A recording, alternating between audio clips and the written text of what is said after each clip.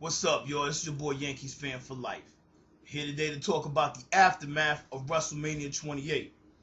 Now, me and my friends kept talking about if after WrestleMania 28, if The Rock leaves, what does WWE have left? Why should we stick around? Now, it doesn't have anything to do with being loyal to WWE or being loyal to wrestling, because at the end of the day, we're not wrestlers, we're wrestling fans, we're entertainment fans. We want to be entertained, and if you're not entertaining us, then why should we stick around? Lately, the WWE has been so as far as the entertainment goes, so as far as the wrestling goes. WrestleMania 28 essentially paid off. It did, because I didn't expect it to be a hot WrestleMania. But in the last month, they put The Rock back on television, and the build-up was pretty good, except for the rap battle and the Rock concert. I think that was stupid. Wrestlers back in the day didn't sing and rap to cut promos. You know, they did things to each other every week to build up to the main event at the pay-per-view. This WrestleMania was pretty damn good. I totally enjoyed the Triple H Undertaker match. That was awesome. I'm glad Undertaker went 20-0. Is he going to stick around till next year and do it again? We'll see. Is Triple H going to compete again? I'm sure he will. There were no stakes in this match, so that leaves the door open for anything, which is a good thing. I don't particularly appreciate when I paid $54.95 for a pay-per-view, getting a World Heavyweight Championship match at the beginning of the show and it only being 18 seconds long. Now, most of my predictions came true from my prediction video. And I predicted that Sheamus would win, but not in 18 seconds. This is a World Heavyweight Championship match. They've diminished the importance of that title. Now, there's a good thing that came out of that. A lot of people really felt bad for Daniel Bryan because they know this man is a true wrestler. He's not just some big body that they threw on television. This dude's been wrestling for about 20 years, and he's really great. He gets squashed in 18 seconds. So people were pissed about that. And the good thing from that is the people are speaking back with the yes chants. All you heard Monday night was yes, yes, yes, yes. If you don't know, that's an ode to Daniel Bryan. Because when Daniel Bryan wins, whether he cheats to win or whether he wins legitimately now, he over-celebrates with yes, yes, yes. So that's an ode to him. I believe that's going to stick around for a while, because yes pertains to anything, just like what? A la Stone Cold Steve Austin. So the yes chants are good. That means Daniel Bryan is over, and we should see something better between Sheamus and Daniel Bryan. I believe, no, they won't be fighting this Friday, but there should be a rematch right around the corner. Daniel Bryan is owed a rematch, being the former champion, and he doesn't necessarily have to win the title back, but he needs to redeem himself after an 18-second loss. Pretty much a squash match against Sheamus. So yeah, they need to do away with 18-second squash matches, especially when it comes to title matches. That's garbage. Cody Rhodes versus Big Show. I guess Cody Rhodes is going to play the background now. Cody Rhodes brought prestige back to the title because he was a fit champion. He didn't lose a whole bunch of matches. And he brought back the old Intercontinental title. But all in all, he really didn't defend his title too much. So you can't really call him a great champion. He was a decent champion because he was entertaining, but he really didn't wrestle much and defend his title a lot. So you can't call him a great Intercontinental Champion. Nobody wants to see Big Show with the title again, so I'm predicting he's just an interim champion, and somebody more worthy will take it from him. That's that. That's not really much to talk about. And in essence, there's really not much to talk about when it comes to WWE. Except for Brock Lesnar's return. That's awesome. And The Rock stating that he's going to win the WWE Championship again. Now, when The Rock stated that, I'm sure in 100% of people's minds, the first vision that came to mind was CM Punk. CM Punk is the champion. Rock wants to be champion. Is CM Punk going to lose to somebody else and Rock takes it from that person? Or is The Rock going to fight CM Punk for the title? I can't imagine there's one person on the planet who watches wrestling that would think that CM Punk even stood a chance against The Rock. Please. That's not going to happen. CM Punk is a good wrestler, but the thing CM Punk lacks is humility. CM Punk wants to be a John Cena. He wants to be in the same category as The Rock, as a huge champion that can squash all comers. That is not CM Punk. He can get away with winning matches if he uses his craftiness more than his wrestling skill. The majority of main event wrestlers in the past and in the future will always be big men.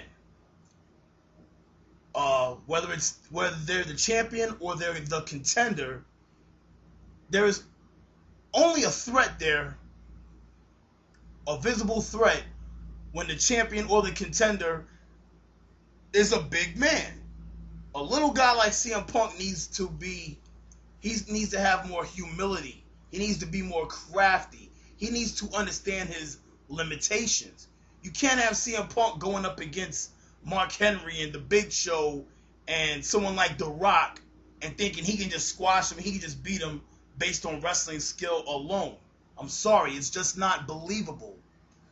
When it's believable for Chris Jericho to be a strong champion, or The Miz, or Eddie Guerrero, somebody who's not that bad. Actually, Eddie started getting swole in his last days. That's due to steroid use. I don't care what you say. You can get mad at me for saying that, but it's the truth. Smaller guys have to be crafty. Jericho always used his mind more than his body when he had to fight someone like Stone Cold and The Rock in the same night and beat them. The Miz had to use craftiness going up against a guy like the Great Khali. He just said F it and just used raw craziness, grabbed a steel chair and beat the crap out of Great Khali. They had to carry Great Khali away, and it was believable because he used a steel chair. CM Punk wants to go based on wrestling skill alone. That's why nobody can take this man seriously as a champion. He's been champion for a while now. He's been defending his title, but if it's believable if you're only going to put him against guys his size. Once you start putting him against guys like Mark Henry and Big Show and Brock Lesnar and The Rock and John Cena, it's just really not believable. The only reason it was believable for him to beat John Cena last year and take the title and leave was because we wanted it to happen. We were tired of John Cena. CM Punk cut an awesome promo. We all got behind him, and we wanted that to happen. I don't care. It could have been Rey Mysterio. We would have wanted it because we were tired of John Cena.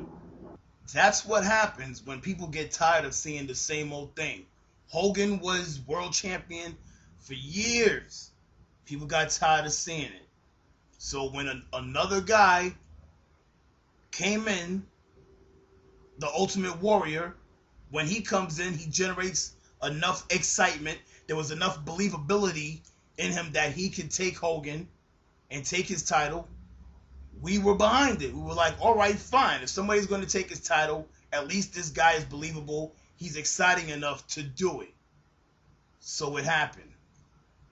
Of course, that didn't last long, but still, it was something that we were behind and we were ready for that change. When it came to CM Punk, John Cena, we were ready for that change. But you still have to make things believable. If you're going to have CM Punk be a long-term champion, he can't be long-term champion based on wrestling skill alone. The man is just too damn small. When you saw Daniel Bryan, World Heavyweight Champion, go in the steel cage against the Big Show and Mark Henry, he uses craftiness to win. He used cowardice to win, to climb out the cage. It was not picking up these guys, body slamming them, pinning them in the middle of the ring, because he can't do that. That's what makes him believable. That's what makes him likable. A lot of people don't like CM Punk anymore. He's becoming a thing of the past.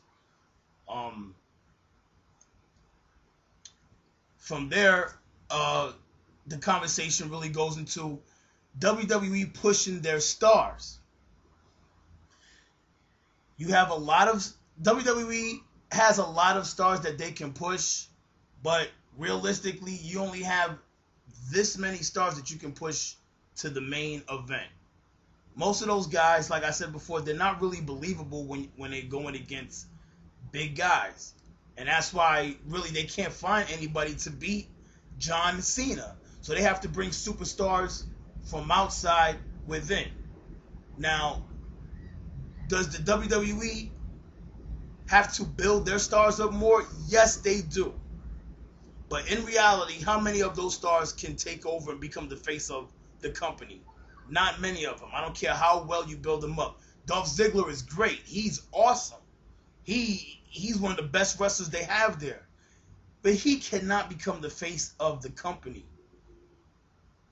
When you speak realistically, I don't care how angry you get, the truth is you need a big man to become the face of that company, to be a believable face of the company. Someone like Batista, Brock Lesnar, The Rock, Cena, Triple H. Those are guys that realistically are the face of the company. I saw CM Punk on his show when he took the title from John Cena and left, and he wasn't coming back for a while before they brought him back prematurely. He was on the Jimmy Kimmel show, I think it was. Jimmy Kimmel shows a clip of CM Punk surprising this kid at his house. The kid and his father are sitting in the house. There are cameras there. I guess the father told him, I forgot what it was. The father told him some reason why the cameras were there. All of a sudden, CM Punk comes knocking on the door. This kid is a huge John Cena fan. He's got the John Cena doll and everything. CM Punk goes into the house. He's talking crap to the kid. The kid's talking crap back to him. He tells CM Punk, you're not big enough. You can't beat Cena because you're just not big enough. You're too small. This is from the mind of a child. This is the simplest thought process of a child, that the man is too small to beat John Cena. So it's not, if it's not realistic to a little kid, how can it be realistic to us? The WWE needs to build their stars from within. Yes, they definitely do. They've been pushing a lot of their guys back, but they need to bring in more stars that are believable contenders for the title. Somebody who either can give Cena a problem or one day take over and become the face of the company. You just can't have Cena and Orton all the time. You can't just bring in guys from the past. The Attitude Era is over. I know a lot of people would like to see the Attitude Era come back. That's over. You can have the Attitude Era version 2.0, sure. That's not a problem. And right now it seems like that's what they're kind of wanting to do.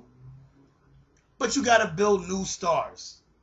Because these guys want to go to Hollywood. They want to go to MMA. These guys, some of them are broken, like Stone Cold Steve Austin. People are saying, "Oh, we want to see Stone Cold versus CM Punk." Stone Cold's got a neck injury. You know, he's an older guy. He doesn't need to do that anymore. Stone Cold is retired. He's in the Hall of Fame. He's good.